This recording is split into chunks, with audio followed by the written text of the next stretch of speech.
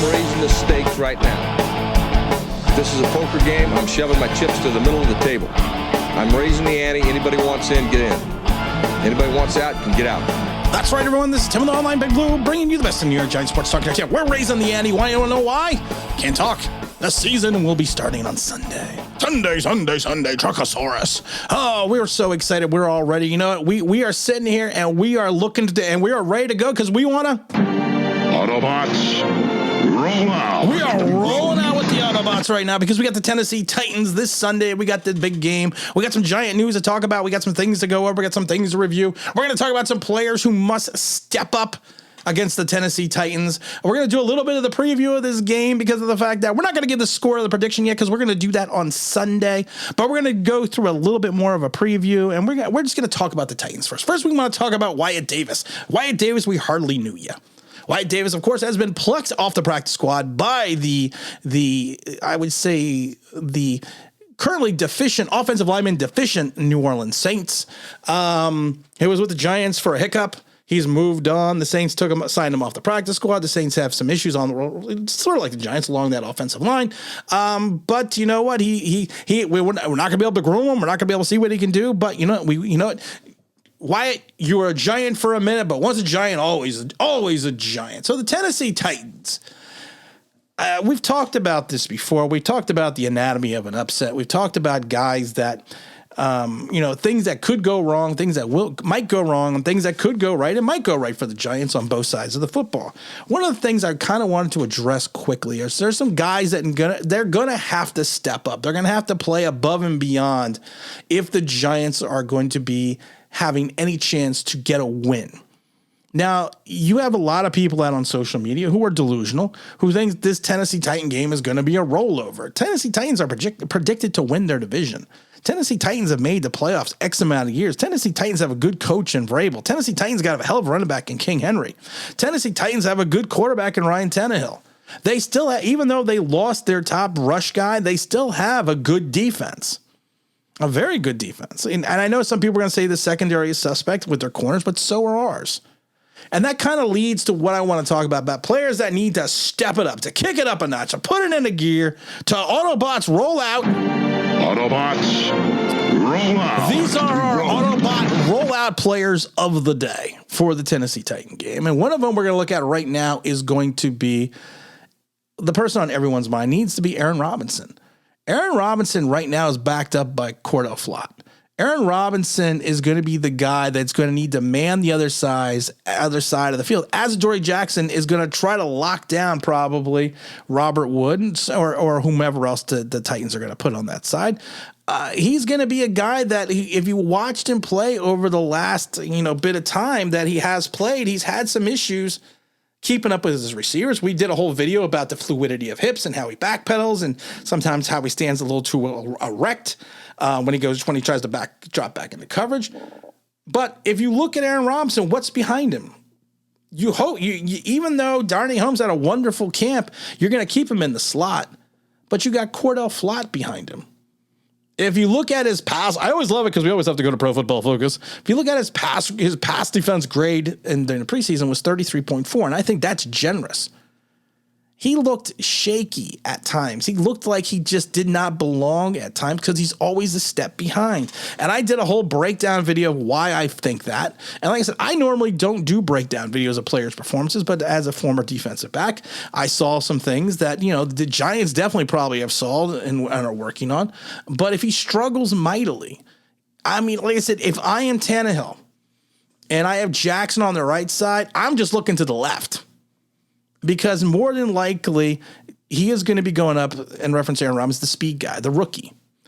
And he has issues with speed guys. He has issues with double moves. And when you have a backup, when you're backed up by Cordell Flott, I'm not seeing things that could potentially, I'm seeing things that could potentially go awry quickly.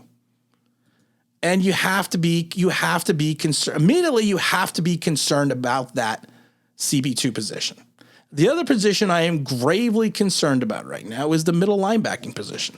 You have Tay Crowder, who is going to be manning the middle. And I've said this before with Tay Crowder. I think he's an undersized middle linebacker. And people will point out, well, he's 6'1" and 235 pounds. How can you say he's undersized? Because there is a difference between height and weight and football size. Ask Matt from Connecticut. Matt from Connecticut's like 6'7", 300-something pounds, but his body frame does not allow it to add mass. He stayed an entire summer in the gym, and he looked good and cut and looked muscular, but he never added any mass to his body type, because some body types, and especially NFL players, just don't have the ability to add mass. Size and weight are not the only parameters when looking at a middle linebacker's size. And some people need to learn that, and I think that is an issue. Now, why I say he is undersized, he's also a little bit slow at foot in coverage, and he does not lead the point of attack. He does not go after and initiate the contact. And people will say, "But Tim, he had 130 tackles last year." And I'm going to talk about that for a second, because I've always talked about Blake Martinez, how if you take a look at Blake Martinez, look at the size of Blake Martinez's neck and everything, but we're not going to get into size anymore. Blake Martinez led the point of attack. And there is a statistic that, as a middle linebacker, the most NFL teams look at. And that statistic is the fact that your middle linebacker should have anywhere between 15 to 25% more, if not more than that, solo tackles than assists. Now, you take a look at Blake Martinez, because that means he's leading the attack. Blake Martinez last year had 151 tackles, 86 solos, 65 assists. The year before, he had 155 and 97 solos, 58 assists. The year prior to that, 144 with 91 and 53, 91 solos and 53 assists. He leads the point of attack. He hits the ball carry. He finishes and executes the tackle well, that no one needs to come in and help him.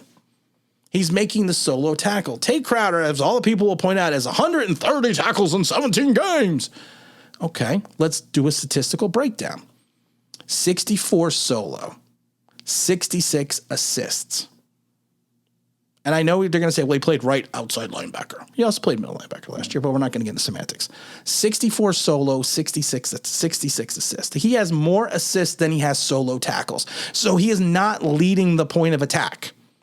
He is not initiating the contact. He is a pyloner that he comes in and gets the assist by being one of the guys that comes in after someone such as Blake Martinez leads the point of attack and starts initiating the tackle. Now, if you're going to play that way against Derrick Henry, we are going to have some issues, because of the fact that Derrick Henry looks for contact. He doesn't shy away for contact. He looks for contact. And if Tay Crowder does not stand up and be that Blake Martinez type guy in the middle of the field and initiate the contact and initiate the tackle and actually be credited for the tackle, we are going to have a rough day up the middle. It's just a point of fact, because then you have Austin Calitro, who has not started an NFL game since 19. And he's bounced around multiple teams. And you have to be worried that he is a guy that, again, is going to have to be in the middle of that field to initiate the point of attack to go after Derrick Henry. Because if we cannot slow down Derrick Henry, there are going to be multitudes of problems in our secondary. And I've said this before. You have a lot of young guys that are going to be playing they're going to be playing for this giant team. You got a lot of young guys, a lot of inexperienced guys. And the issue with that is, especially on defense, if you do not maintain your assignment, if you do not maintain your edge, if you do not do what you are supposed to do, and you get overly excited and get overly aggressive, all Tennessee is going to do is just put in a couple delayed handoffs, a couple draws. And that is going to open up the middle of the field and get you into the secondary, where you have Adoree Jackson, who is not a good open field tackler. Aaron Robinson, who, to all of his credit of not being able to coverage, can tackle. Darnay Holmes is again, he's a better coverage guy in the tackle and then some of the tackles. Julian Love, who is not a true in-the-box strong safety. Dane Belton and Jason Pincock. And then Xavier McKinney. Xavier McKinney could potentially be your saving grace against Derrick Henry and against the over-the-top pass. So I'm going to basically say it's got to be both Tay and Calitro who are going to have to initiate the point of attack and initiate contact if we are going to slow down Derrick Henry and slow down the onslaught. Because I said it before, if I'm the Tennessee Titans, I am going to run that ball up the middle of the Giants' interior line until they stop it. If I ran 20 runs in a row, that's what I would do, because then I'm going to get these guys are going to get frustrated. They're going to get a little over aggressive. I'm going to wait till they miss their assignments and don't play in their gaps, and then I'm going over the top. And then I'm going to pick on Aaron Robinson. That's what I would do. So Tay Crowder and Austin Calitro need to initiate the attack.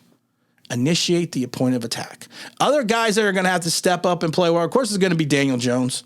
Daniel Jones is going to have to show something. This is an NFL defense. This is not the Home Depoters. This is an actual NFL defense. He's going to have a drive like he had in Cincinnati, against Cincinnati, where he's got, where he completed 8 for 11 passes and, it was like a 12-play drive. He's going to have a bunch of those drives, because you're going to have to play clock management with this team against Tennessee Titans. You're going to have to understand that you are going to need to play clock. You're going to have to play the clock. You're going to have to play the waiting game. You're going to have to milk those 60 minutes. And Daniel Jones is going to need to have to take care of the ball, not make the big mistake, and play with it. Again, it's all coach speak. Play within yourself, and Lord willing, good things will happen. But he's going to have to play well. And honestly, if you're looking at a last player, you're going to have to look at Saquon Barkley. Last couple players. Saquon Barkley is going to have to turn back the days of yore and be what he was the first 2 years. If the Giants are truly going to have an opportunity to win this game, they are going to have to, like the Tennessee Titans, it's almost the same game plan. You're going to have to ground and pound.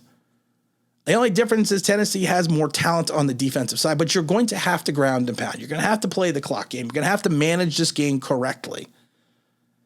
And that's all there's going to be. It's an easy offensive philosophy for the Giants to run, set up the play action, and look for Kenny G, and try to make something big happen right away. If I'm the Giants, that's what I'm doing. I'm gonna take a page out of the Seattle book. That Jason Garrett ran, set it up for the second half, and hit them big right off in the second half. He go for something big, and that's what I would do. And honestly, if you want to, and I'm not just going to pick one player, the whole offensive line for the Giants is going to have to step up, because they are going to be going up against a quality pass rush, and the linebacking core of the Titans there are no slouches. But like I said, there are some issues in reference to what we're seeing in regards to the corner situation. You have some guys that are somewhat suspect, and they're somewhat I'm not going to say suspect, but they are guys you have to look at and say, you know what, they're not the best high quality corners in the league, but they are professionals. And you have people like Farley, who's he's coming out, I believe, his second year, who can play well at times. Who's earned a spot on this team. But like I said, the whole offensive line is going to need to step up. Saquon Barkley's got to step up, and basically Daniel Jones is as well.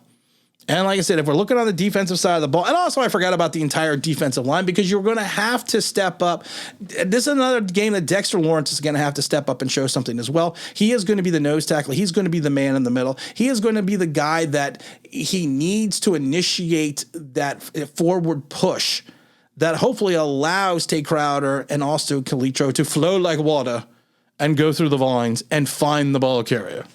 So I still haven't called the coach about that whole analogy, but I'm going to call him soon. I promise I'm going to call him soon. But like I said, you got to step it up. You got to have the point. It's going to be the point of attack. And that's what this video is going to be titled. That's what we're going to talk about. We're going to have a big show and a big stream on Sunday at 10:30 a.m. going over this entire season. Probably not going to have a show or anything going on Saturday, because I got a lot of other things going on. But you know what? We will have the big stream on Sunday. We'll have the video after the game as well.